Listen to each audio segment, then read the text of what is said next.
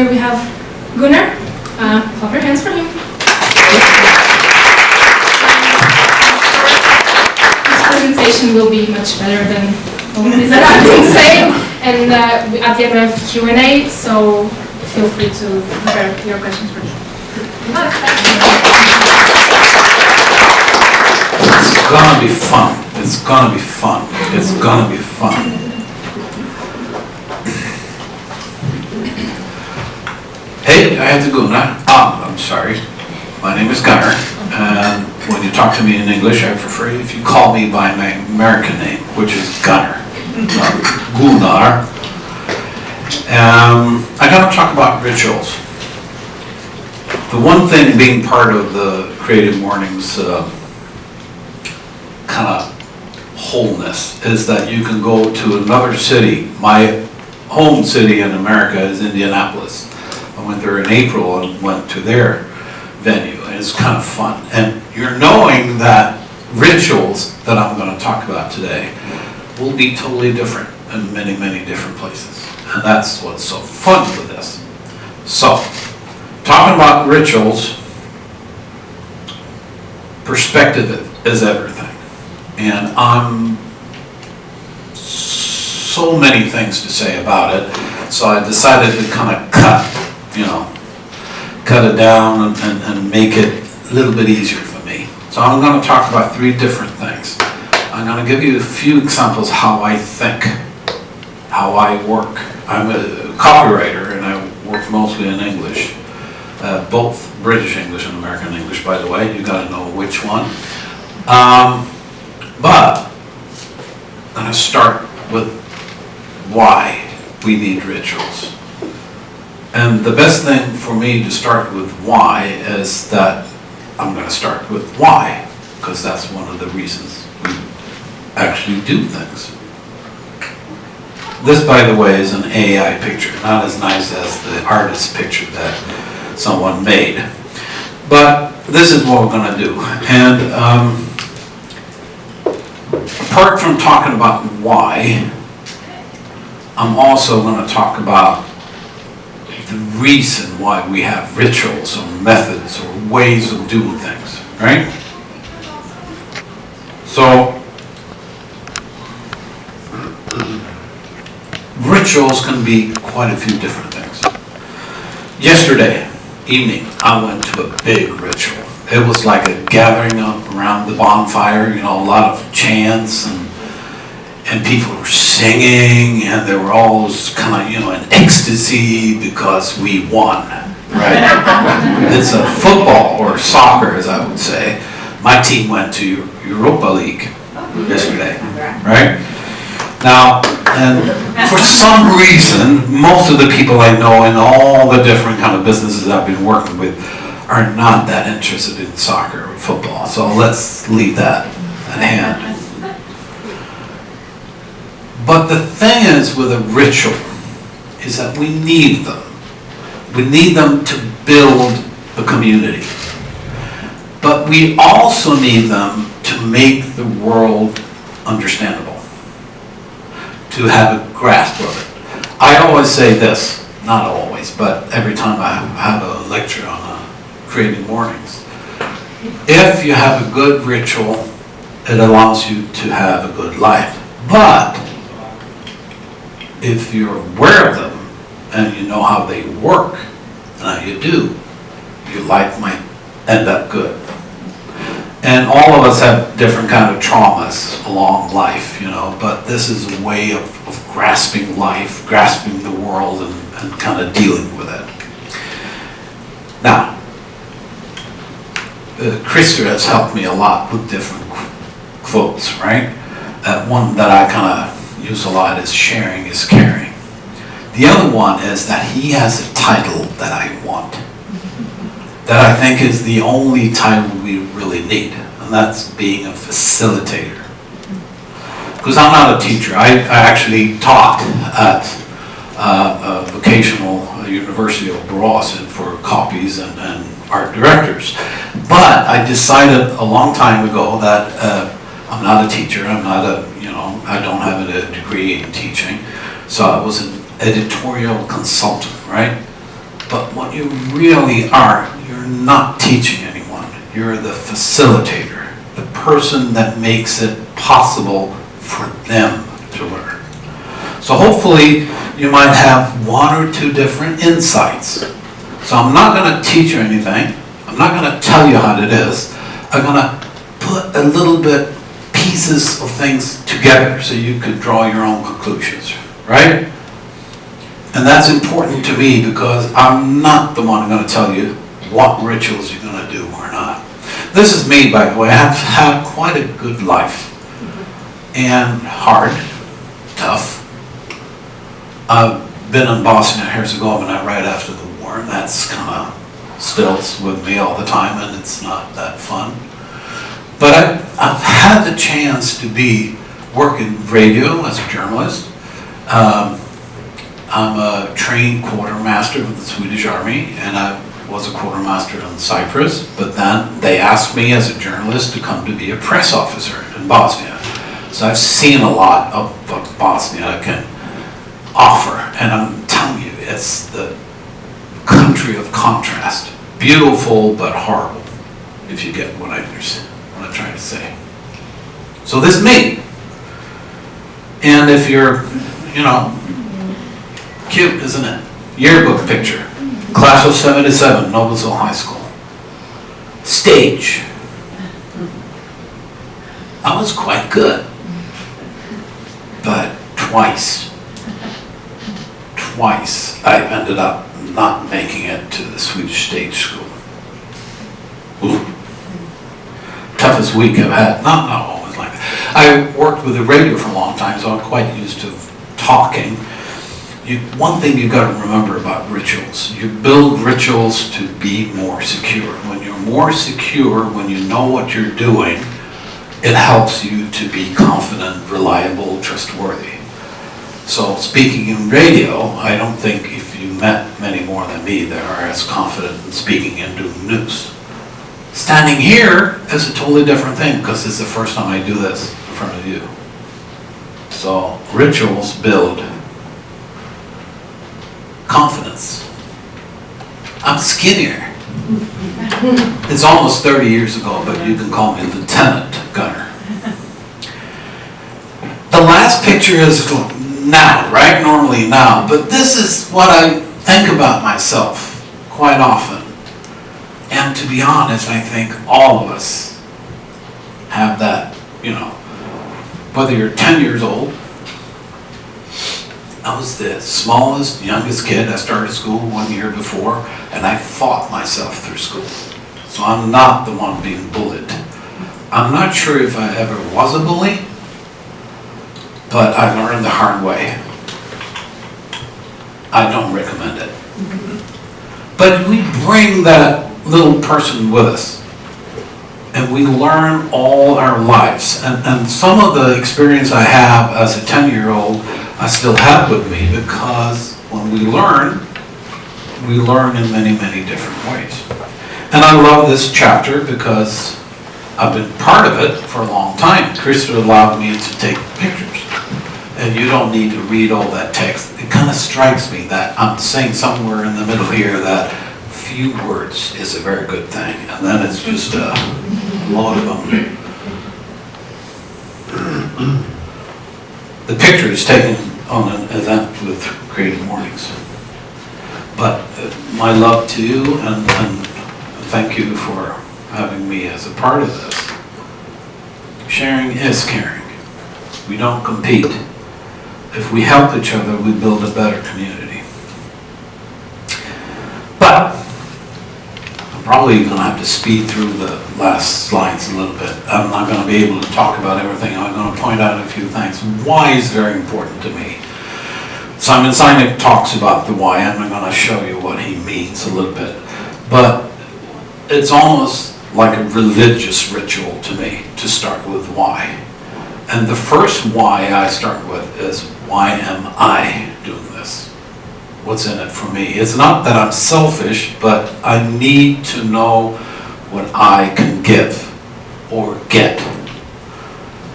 It's very important. And when you start with your why, you also ask things like, why does the customer want to do this or not? So starting with why is a very good thing. And this is the why.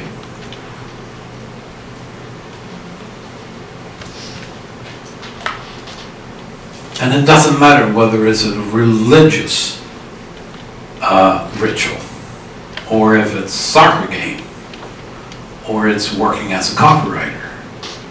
We're having methods and rituals to make our lives better. I'm a journalist, right? To me, trustworthiness, or it used to be, I always try to find the source that I can rely on and ask, what is this? And what they're pointing out is that very often when you look at the word, the semantics of the word rituals is a religious thing. But you got to remember that we're doing this very often ourselves. Back to why. I'm going to explain it very, very quickly, right? Very often, when, especially in marketing, when we're talking about what was good or what was bad, we talked about what it is we make. What it is, it's a car, right? Or how it is, how fast is it? Today in marketing, we always talk about what problems it solves, what it means to me to have a car. That Volvo shows an ad that their car can stop before you hit a kid is one of the whys of that marketing. And it touches home, right? And what Simon Sinek says, if you start with why, the golden circle, it's easier to relate to people. How we relate to things, why it is, to people, to situations, matters to us normally a lot more than what they are or how they do it.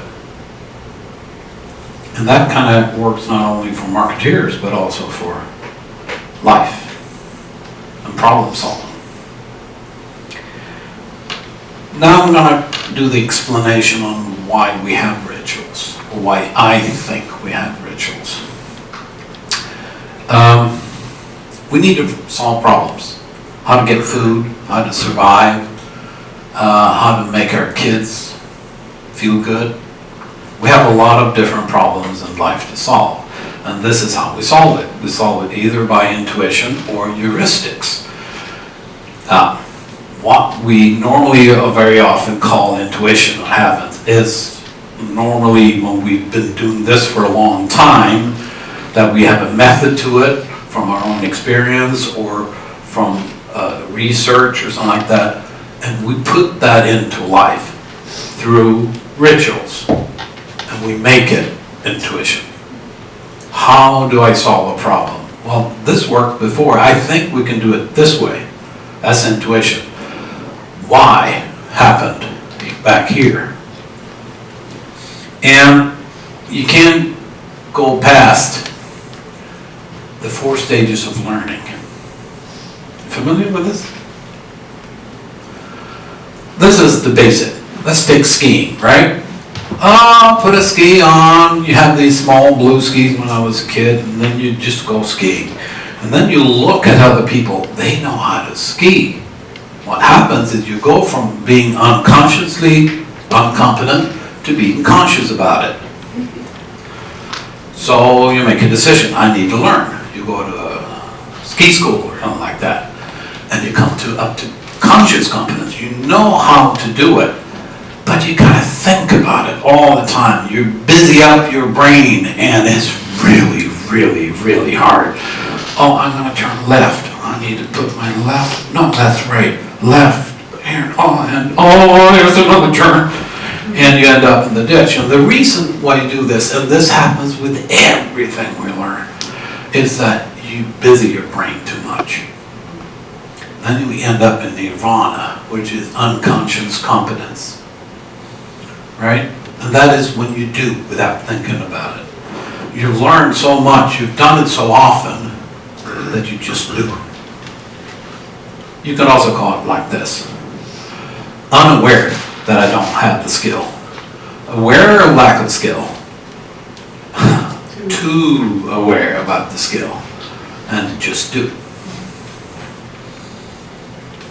Not that hard to understand, right?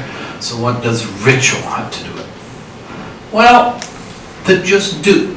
Here, I'm telling you, we're not always succeeding at this, learning how to just do. Sometimes we just stop because this is too hard. At radio, I was coaching people to talk in front of a microphone, and one of the major problems people do professionally is they breathe wrongly. Have you ever heard this in the newscast? It's 4 o'clock and here's the news. What happened is people are preparing because it's something fearful, and you pull in air.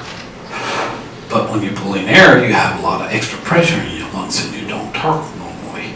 If you can talk normally, you just talk where you are and you start to blowing out the air and you got low pressure. And when you open your mouth at the end of what you're saying, air just comes in.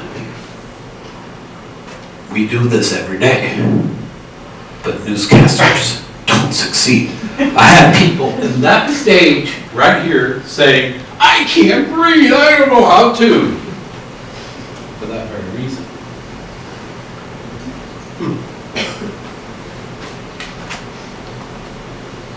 Right here, never give up, just do. That's the only advice I have. Is this not working anymore? No, but we can hear you well. Okay. I could use my command voice, but try not. Yeah, well, tell me if you don't hear what I'm saying, okay? And I get rid of this because it's kind of itchy. Anyway, rituals are the creators of unconscious competence. Now, I don't have the research that can tell you that's a fact, but that's my experience through many, many, many years. You need rituals. The other reason for rituals is this. We have a problem. It's a very, very big world.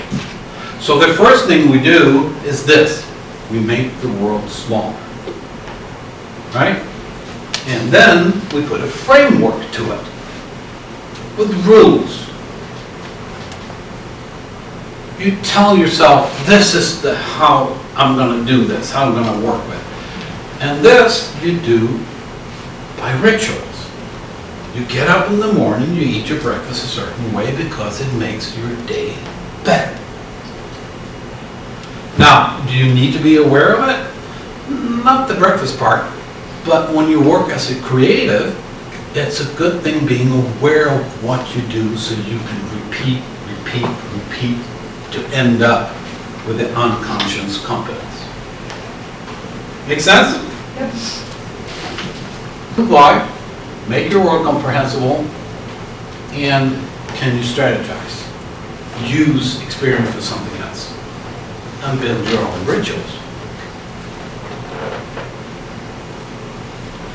I can talk a little bit more. Let's go back past this.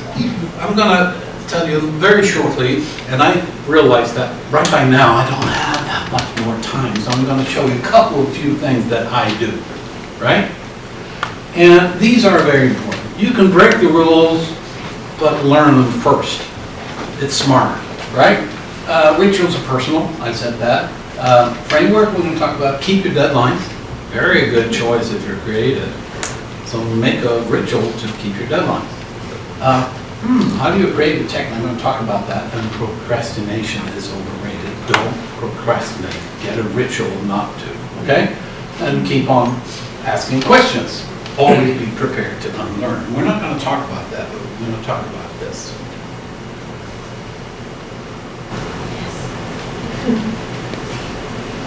You've got to understand yourself. David Bowie was a very famous, he was born in 1911, American like that, but he framed what modern marketing is. What he says that if I get a good framework for what I do, if I get knowledge about what I do and about the customers, that's what he was talking about, I can create. So you can do this. How does it work? But your personal framework is how you work. And then you can apply it to the professional part of it. Why do we do this? And so on. This is a Swedish text. You can't buy this book anymore, but it's a Swedish copywriter, and he said, I'm going to give you a couple of advice about writing, and one of them is read it out loud. Even to yourself, or have someone else read it, because you get a flow. Sometimes what you do in your brain and put down on the paper isn't good enough. Don't ever hand over a text until it sounds great. It says right there in Swedish. And he said something more about that. But the most important thing he said right here. And it says, do your weave first, iron out the wrinkles afterwards. This is how this works. And this is research, right? This is how we learn to read and how we decode a written text. We start with the letters, the words, then we go with sentences, paragraphs, and then we understand it. For a writer, you got to go the other way. Start with what I need to know. And don't do proofreading until the end.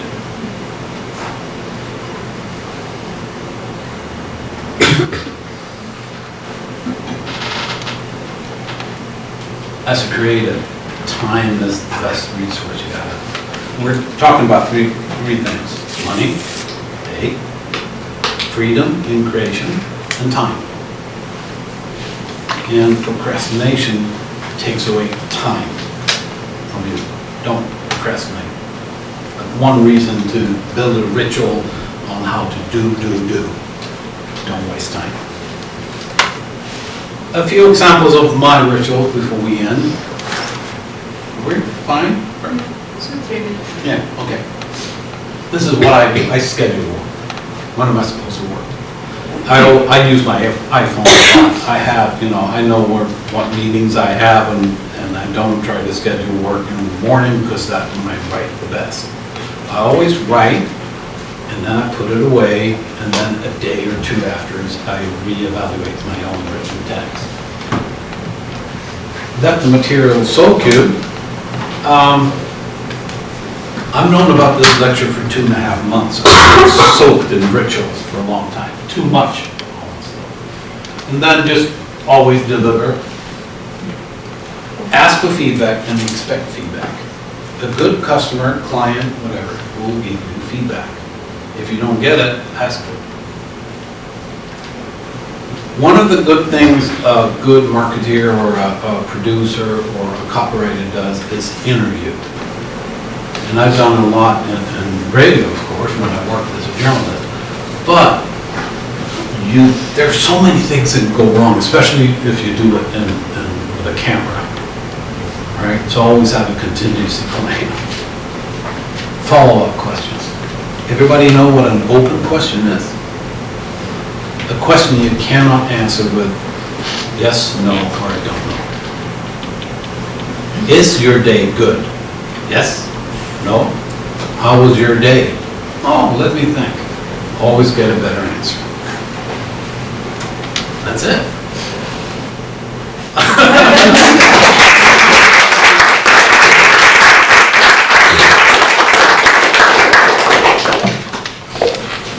I can't tell you about what a ritual is, your ritual, but I can tell you that it's important to have it and be aware of it.